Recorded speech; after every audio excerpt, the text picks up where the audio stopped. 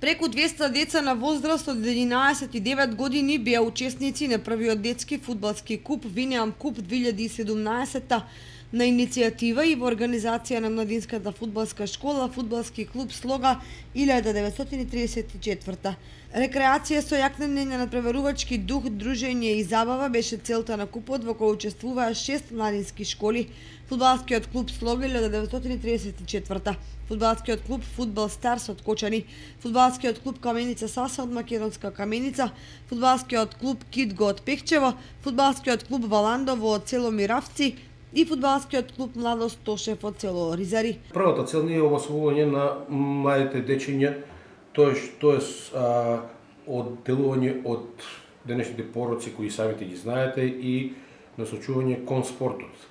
Имаме и награди, имаме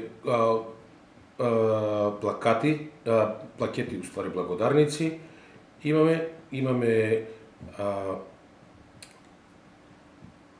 медали за прво, за второ и за трето место, имаме награда за најдобар голман, имаме награда за најдобар стрелец и имаме пехари за првите 3 екипи.